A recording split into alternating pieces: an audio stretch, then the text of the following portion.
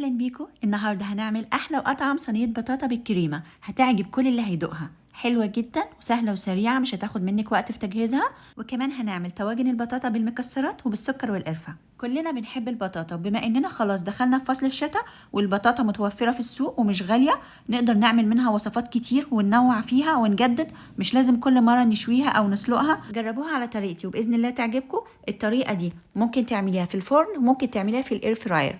وقبل ما نبتدي الفيديو، لو اول مره تشوفيني ما تنسيش تشتركي في القناه ولايك وشير لو عجبك الفيديو. يلا نشوف الطريقه مع بعض ونشوف المكونات وان شاء الله تعجبكم. انا بنقع البطاطا قبل ما اغسلها ربع ساعه عشان تبقى سهله في الغسيل، وبغسلها بالفرشه دي حلوه جدا. الكلام ده للبنات اللي لسه بتتعلم عشان تعرف تغسل البطاطا كويس. شايفه الفرق بين دي ودي عامل ازاي؟ وبعدين هقشر البطاطا بقشرة البطاطس بمنتهى السهوله، ما بتاخدش وقت خالص. وبعد ما نخلص تقشير الكمية كلها هنرجع نغسلها تاني عشان نبدأ نقطعها.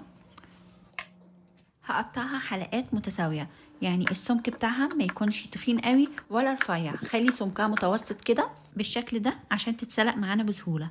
وبعد ما قطعت كل الكمية، دول حوالي 2 كيلو، هحط عليهم كوباية مية، يعني الكيلو عليه نص كوباية مية كفاية، لان البطاطا لسه هتنزل ميتها. ما تحطيش مية كتير عشان ما تطلعش بايشة وزي المسلوقة. اول ما تسمعي المية بتغلي وطي عليها خالص وسيبيها تستوي براحتها عشان ما تتلسعش منك. وكل 5 دقايق بفتح اقلبها واغطي تاني. هي مش تاخد معاكي وقت كتير، وكده تبقى اخدت ربع ساعة بس واستوت وشربت ميتها خالص زي ما انتوا شايفين. هبدأ بقى اهرسها. اهرسيها بهرسة البطاطس او بشوكة حتى، مش لازم هاند بلندر ولا خلاط لان احنا مش عايزينها بيوري قوي. اما بتبقى فيها قطع صغننة كده بتبقى طعمها احلى في الوصفة دي. وهضيف على 2 كيلو بطاطا نص كوباية حليب ومعلقتين سكر. السكر هنا حسب الرغبة، انا هحط معلقتين سكر بس عشان البطاطا عندي مسكرة قوي. انتي ممكن تدوقيها وتظبطي معيار السكر حسب ما انتي بتحبي، سكر خفيف ولا بتحبيها سكرها زيادة. وهقلبها كويس. شايفه سمك البطاطا عامل ازاي؟ عشان كده من الاول قلتلك بلاش تزودي ميه عشان ما تطلعش سايحه قوي. وهنزود معلقه زبده او معلقه سمنه بلدي حسب التست اللي انت بتحبيه، بس هي بتعزز الطعم جدا. ورشه فانيليا سايله او بودر اللي موجود عندك. وهقلبهم كويس عشان يندمجوا كلهم مع بعض.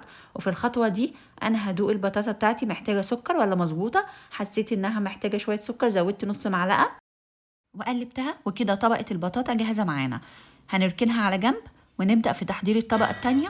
في حلة صغيرة ضفت فيها 2 كوب لبن أو حليب على حسب ما بتسموه، عليهم 2 معلقة كبيرة نشا، يعني لكل كوباية معلقة واحدة نشا، و2 معلقة كريم شانتيه خام، و2 معلقة كبيرة سكر أو السكر نسبي حسب ما بتحبوا. أنا هضيف معلقتين سكر بس كفاية. لو الكريم شانتيه بتاعك فيه سكر مش خام يبقى قللي السكر شويه عشان ما يطلعش مسكر قوي. وكده نبقى حطينا 2 كوب حليب، 2 معلقه كبيره نشا، 2 معلقه كريم شانتيه خام، 2 معلقه سكر، ولو عندك معلقه قشطه هتبقى حلوه جدا هتعزز الطعم، او معلقه لبن بودره. وطبعا اللبن لازم يكون بارد، ما ينفعش نستخدم لبن سخن ونضيف عليه النشا هيتكتل. لازم يكون الحليب بارد ونقلب كويس لغايه ما النشا والسكر يدوبوا.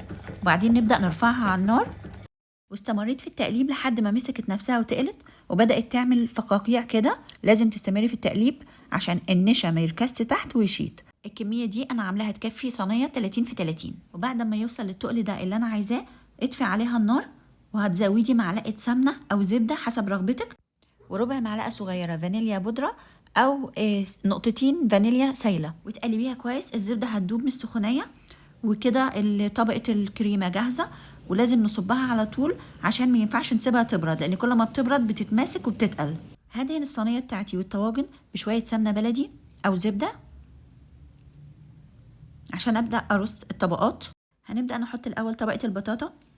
كميه البطاطا اللي انا عاملاها، انا قلت لكم في الاول انا عامله 2 كيلو، هوزعهم على الصينيه البايركس اللي هعملها صينيه بطاطا بالكريمه، والباقي هحطه في الطواجن. وبسبتيوله هحاول اساوي وش البطاطا عشان نبدأ نحط طبقة الكريمة. واي زيادات كده على الطاجن او الصينية حاولي تمسحيها عشان ما تتحرقش، يبقى شكلها مش لطيف. الصينية هنا انا عاملاها طبقات كبيرة شوية عشان دي صينية صغيرة 20 في 20 سنتي عشان هدخلها القلاية. لكن الكمية دي لو انت هتدخليها الفرن ممكن تعمليها في صينية 30 في 30 عشان تبقى سمك كل طبقة اقل من كده. وعلى فكرة طلعت حلوة جدا جدا في الاير فراير، انا مكنتش متوقعة انها تطلع بالجمال ده. وهنسيبها تبرد دقيقة كده. هتلاقيها عملت وش ومسكت نفسها. عشان تعرفي تدهيني عليها معلقة سمنة بلدي أو معلقة زبدة على الوش عشان تاخد معانا لون ذهبي حلو من فوق. أو ممكن لو مش عايزة تحطي حاجة دهنية فوق ممكن ترشي رشة سكر بودر برضه هيدي لون حلو. وباقي كمية البطاطا اللي عملناها هوزعها في طواجن عشان أقدمها بكذا شكل. هعمل الأول طاجن البطاطا بالمكسرات. ممكن تخلطي مع البطاطا شوية جوز هند بتبقى طعمها خطير. انا هرش شويه جوز هند وزبيب على الوش وهدخلها القلايه. والطواجن التانية هرش عليها شويه سكر بودر او سكر ناعم عادي وشويه قرفه. دي بقى انا بعشق طعمها اكتر حاجه، بحب جدا تست السكر مع القرفه مع البطاطا، طعمها خطير. لازم تجربوها بطريقتي وهستنى تكتبوا لي رايكم في التعليقات. ويلا بينا نشوف هتاخد وقت قد ايه في القلايه. هبدا الاول بصينيه البطاطا بالكريمه وهظبط درجه الحراره والوقت يدوي.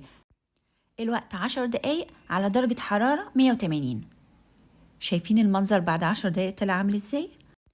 ولا ريحتها الخطيرة اللي مالية البيت.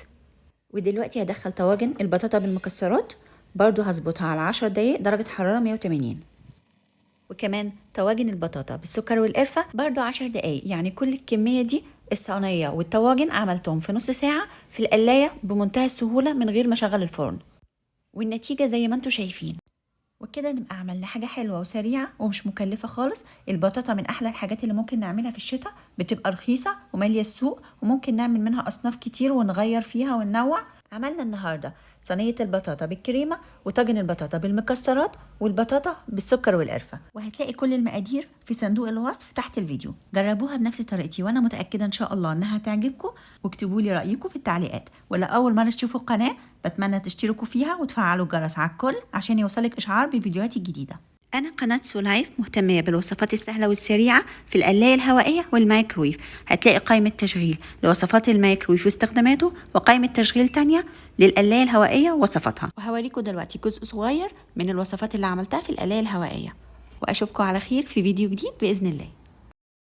الأكلات اللي جربتها في القلاية الهوائية هعملها معاكم بإذن الله وهقولك إزاي تطلعيها مظبوطة من أول مرة.